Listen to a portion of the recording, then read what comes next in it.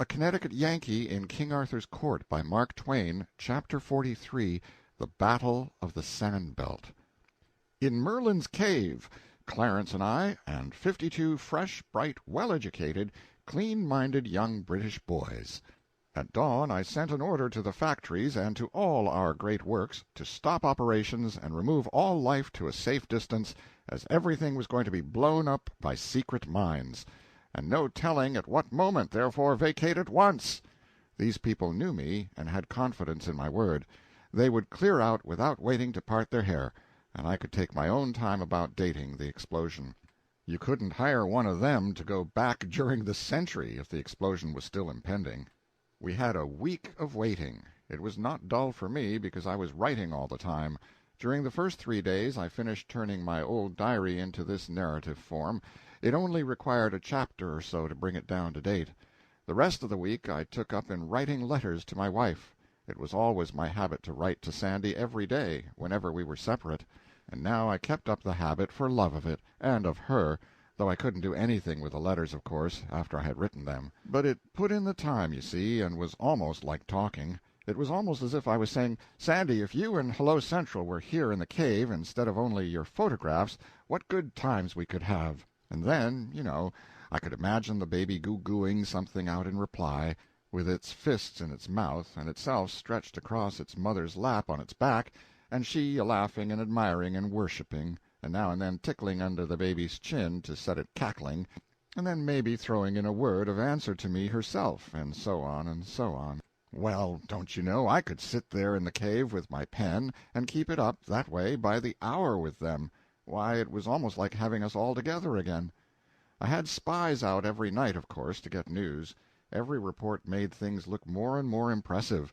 The hosts were gathering. Down all the roads and paths of England the knights were riding, and priests rode with them to hearten these original crusaders, this being the Church's war. All the nobilities, big and little, were on their way, and all the gentry. This was all as was expected. We should thin out this sort of folk to such a degree that the people would have nothing to do but just step to the front with their republic, and what a donkey I was!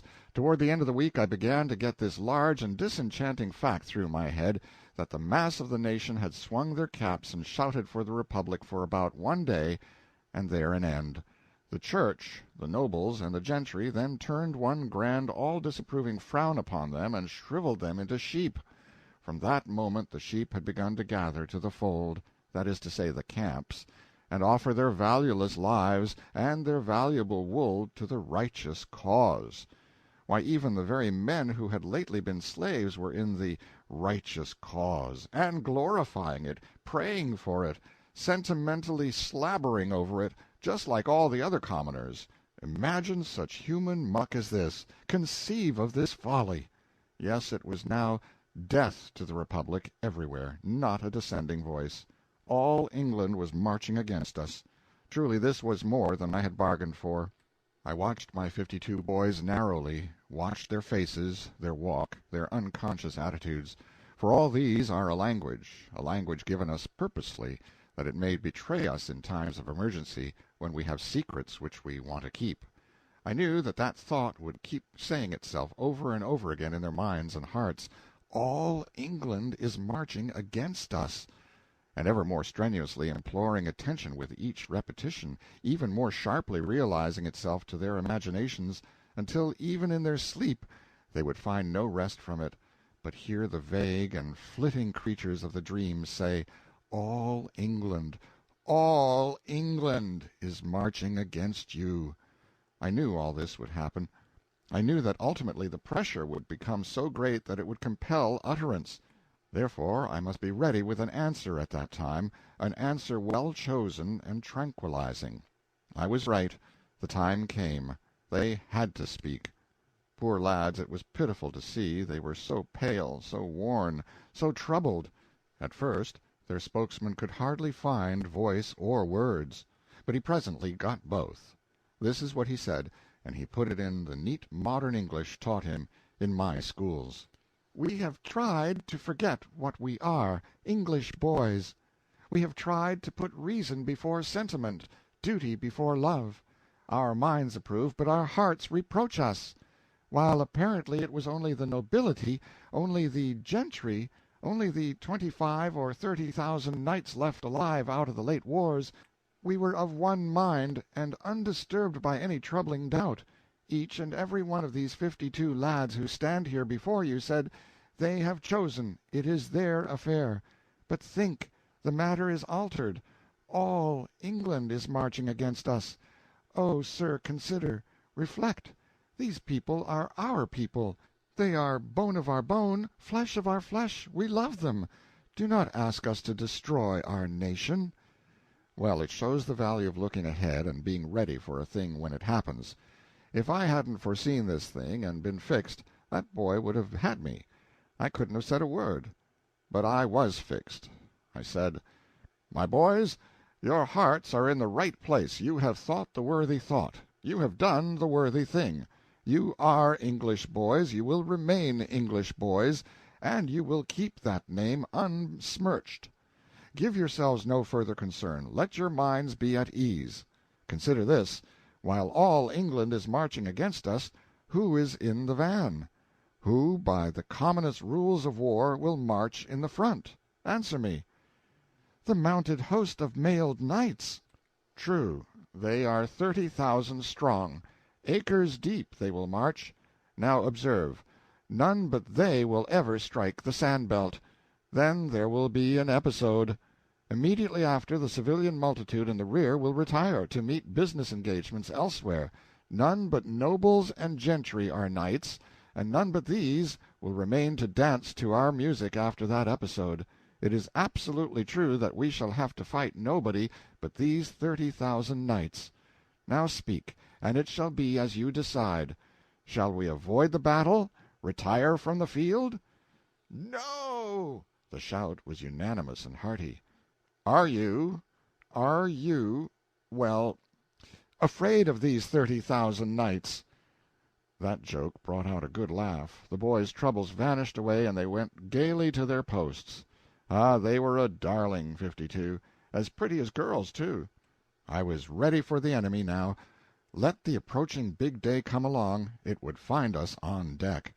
The big day arrived on time.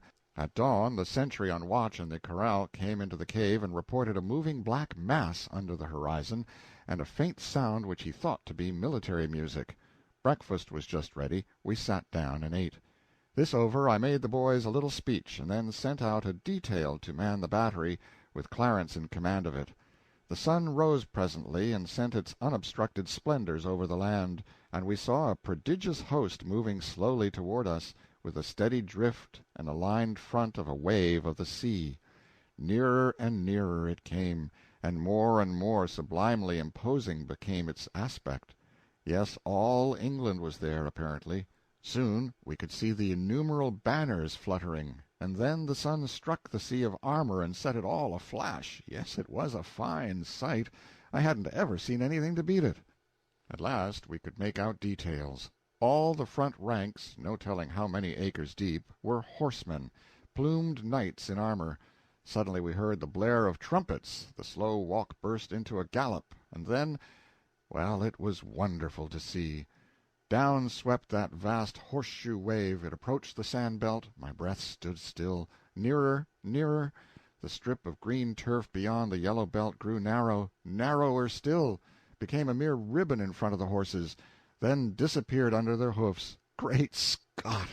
Why, the whole front of that host shot into the air with a thunder crash, and became a whirling tempest of rags and fragments, and along the ground lay a thick wall of smoke that hid what was left of the multitude from our sight. Time for the second step in the plan of campaign. I touched a button and shook the bones of England loose from her spine. In that explosion all our noble civilization factories went up in the air and disappeared from the earth. It was a pity, but it was necessary. We could not afford to let the enemy turn our own weapons against us. Now ensued one of the dullest quarter-hours I had ever endured. We waited in a silent solitude, enclosed by our circles of wire, and by a circle of heavy smoke outside of these. We couldn't see over the wall of smoke, and we couldn't see through it. But at last it began to shred away lazily, and by the end of another quarter hour the land was clear and our curiosity was enabled to satisfy itself. No living creature was in sight. We now perceived that additions had been made to our defenses. The dynamite had dug a ditch more than 100 feet wide all around us, and cast up an embankment some 25 feet high on both borders of it. As to destruction of life, it was amazing. Moreover, it was beyond estimate. Of course, we could not count the dead, because they did not exist as individuals, but merely as homogeneous protoplasm, with alloys of iron and buttons. No life was in sight, but necessarily there must have been some wounded in the rear ranks, who were carried off the field under cover of the wall of smoke. There would be sickness among the others. There always is, after an episode like that. But there would be no reinforcements. This was the last stand of the chivalry of England. It was all that was left of the order after the recent annihilating wars. So I felt quite safe in believing that the utmost force that could for the future be brought against us would be but small, that is, of knights. I therefore issued a congratulatory proclamation to my army in these words: "Soldiers, champions of human liberty and equality, your general congratulates you. In the pride of his strength and the vanity of his renown, an arrogant enemy came against you. You were ready. The conflict was brief, on your side glorious. This mighty victory, having been achieved utterly without loss, stands without example in history. So long as the planets shall continue to move in their orbits, the Battle of the Sand Belt will not perish out of the memories of men. The Boss." I read it well, and the applause I got was very gratifying to me. I then wound up with these remarks: "The war with the English nation, as a nation, is at an end. The nation has retired from the field and the war. Before it can be persuaded to return, war will have ceased. This campaign is the only one that is going to be fought. It will be brief, the briefest in history. Also the most destructive to life, considered from the standpoint of proportion of casualties to numbers engaged. We are done with the nation. Henceforth we deal only with the knights. English knights can be killed, but they cannot be conquered. We know what is before us. While one of these men remains alive, our task is not finished. The war is not ended. We will kill them all." Loud and long-continued applause. I picketed the great embankments thrown up around our lines by the dynamite explosion, merely a lookout of a couple of boys to announce the enemy when he should appear again. Next I sent an engineer and 40 men to a point just beyond our lines on the south, to turn a mountain brook that was there and bring it within our lines and under our command, arranging it in such a way that I could make instant use of it in an emergency.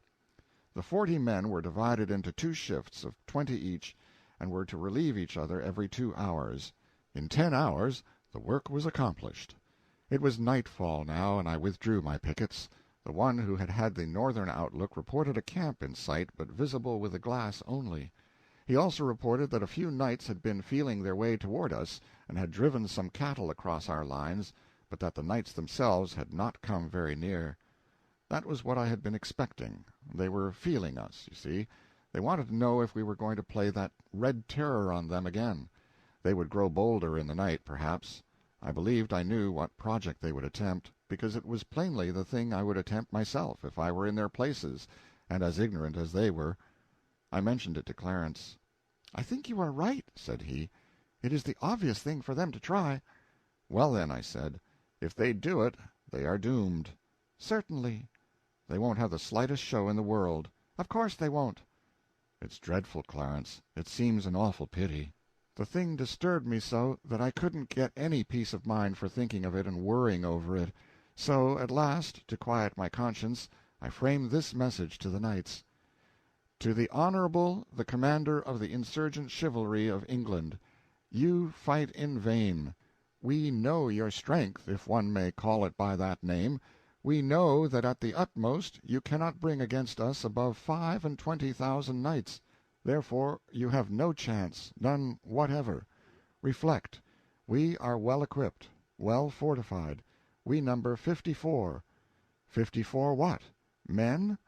No, minds.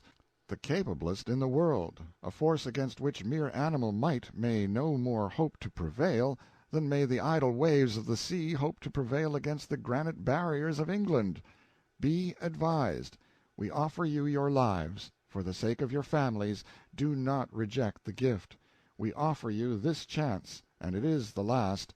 Throw down your arms. Surrender unconditionally to the Republic, and all will be forgiven. Signed, The Boss. I read it to Clarence, and said I proposed to send it by a flag of truce. He laughed the sarcastic laugh he was born with, and said, "Somehow it seems impossible for you to ever fully realize what these nobilities are. Now let us save a little time and trouble. Consider me the commander of the knights yonder. Now then, you are the flag of truce. Approach and deliver me your message, and I will give you your answer." I humored the idea. I came forward under an imaginary guard of the enemy's soldiers, produced my paper, and read it through. For answer, Clarence struck the paper out of my hand, pursed up a scornful lip, and said with lofty disdain, "Dismember me this animal, and return him in a basket to the base-born knave who sent him. Other answer have I none." How empty is theory in presence of fact! And this was just fact, and nothing else. It was the thing that would have happened. There was no getting around that. I tore up the paper and granted my mistimed sentimentalities a permanent rest. Then to business. I tested the electric signals from the Gatling platform to the cave, and made sure that they were all right. I tested and retested those which commanded the fences. These were signals whereby I could break and renew the electric current in each fence independently of the others at will. I placed the Brook connection under the guard and authority of 3 of my best boys, who would alternate in 2-hour watches all night and promptly obey my signal, if I should have occasion to give it, 3 revolver shots in quick succession. Sentry duty was discarded for the night, and the corral left empty of life. I ordered that quiet be maintained in the cave, and the electric lights turned down to a glimmer. As soon as it was good and dark, I shut off the current from all the fences, and then groped my way out to the embankment bordering our side of the great dynamite ditch. I crept to the top of it, and lay there on the slant of the muck to watch. But it was too dark to see anything. As for sounds, there were none. The stillness was deathlike. True, there were the usual night sounds of the country, the whir of night birds, the buzzing of insects, the barking of distant dogs, the mellow lowing of far-off kine.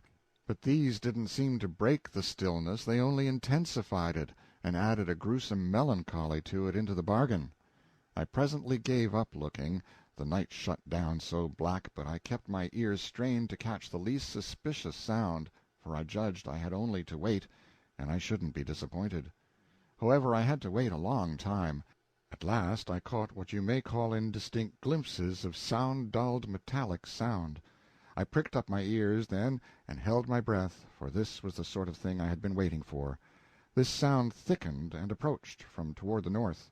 Presently I heard it at my own level, the ridge top of the opposite embankment, 100 feet or more away. Then I seemed to see a row of black dots appear along that ridge. Human heads? I couldn't tell. It mightn't be anything at all. You can't depend on your eyes when your imagination is out of focus. However, the question was soon settled. I heard that metallic noise descending into the great ditch. It augmented fast. It spread all along, and it unmistakably furnished me this fact. An armed host was taking up its quarters in the ditch. Yes, these people were arranging a little surprise party for us.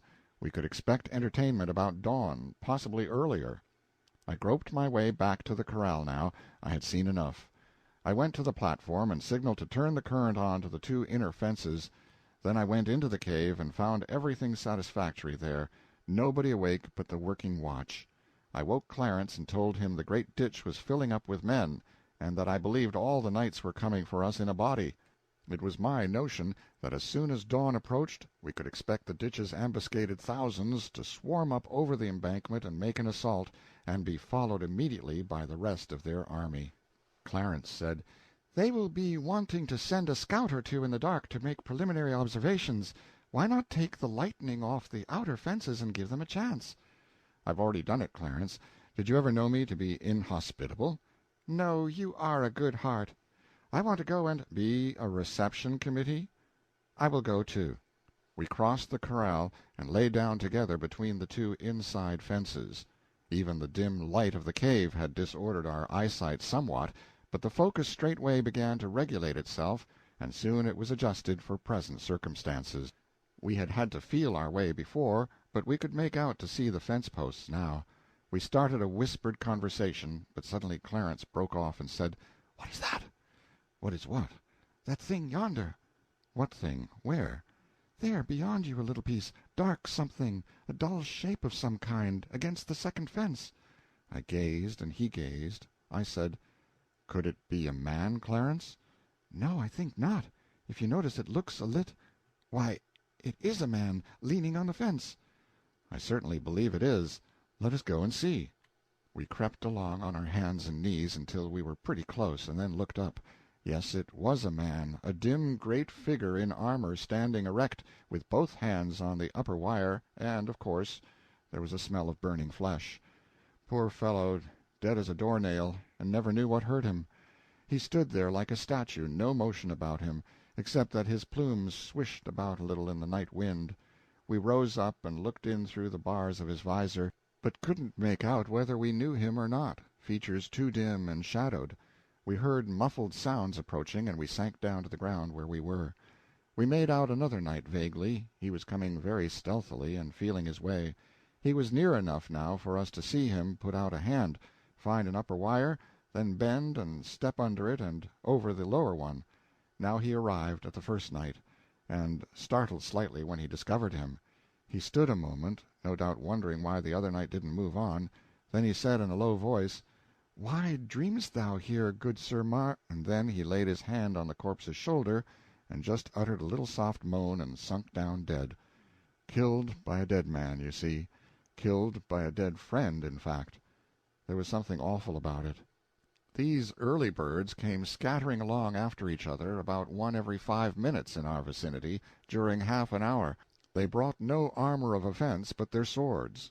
As a rule, they carried the sword ready in the hand, and put it forward and found the wires with it. We would now and then see a blue spark when the knight that caused it was so far away as to be invisible to us, but we knew what had happened all the same. Poor fellow, he had touched a charged wire with his sword and been elected.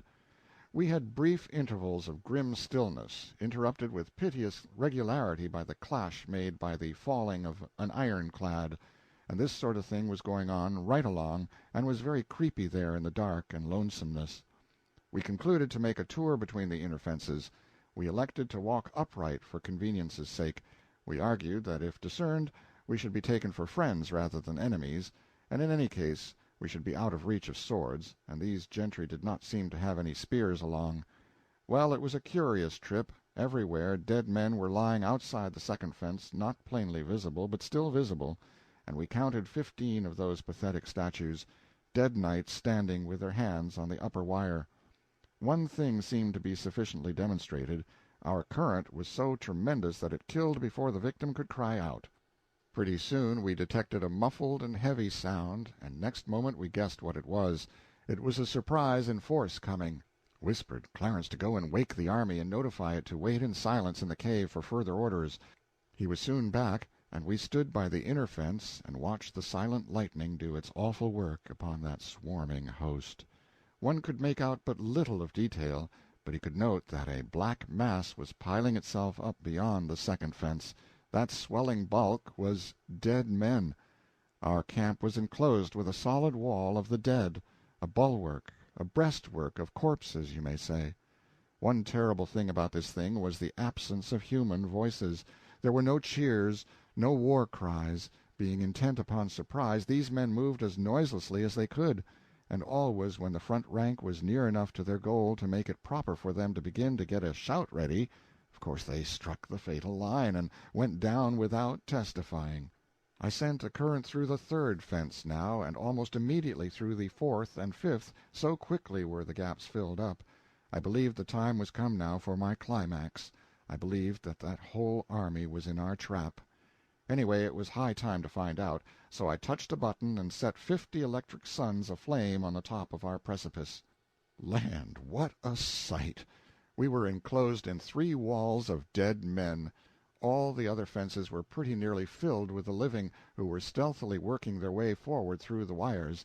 The sudden glare paralyzed this host, petrified them, you may say, with astonishment. There was just one instant for me to utilize their immobility in, and I didn't lose the chance. You see, in another instant they would have recovered their faculties, then they'd have burst into a cheer and made a rush, and my wires would have gone down before it. But that lost instant lost them their opportunity forever. While even that slight fragment of time was still unspent, I shot the current through all the fences and struck the whole host dead in their tracks. There was a groan you could hear. It voiced the death pang of 11,000 men. It swelled out on the night with awful pathos. A glance showed that the rest of the enemy, perhaps 10,000 strong, were between us and the encircling ditch, and pressing forward to the assault. Consequently, we had them all, and had them past help. Time for the last act of the tragedy. I fired the 3 appointed revolver shots, which meant, "Turn on the water." There was a sudden rush and roar, and in a minute the mountain brook was raging through the big ditch and creating a river 100 feet wide and 25 deep. "Stand to your guns, men! Open fire!" The 13 Gatlings began to vomit death into the fated 10,000. They halted, they stood their ground a moment against that withering deluge of fire, then they broke, faced about, and swept toward the ditch like chaff before a gale. A full 1/4 part of their force never reached the top of the lofty embankment. The 3/4 reached it and plunged over, to death by drowning. Within 10 short minutes after we had opened fire, armed resistance was totally annihilated. The campaign was ended. We 54 were masters of England. 25,000 men lay dead around us. But how treacherous is fortune! In a little while, say an hour, happened a thing by my own fault, but I have no heart to write that. Let the record end here. End of chapter 43.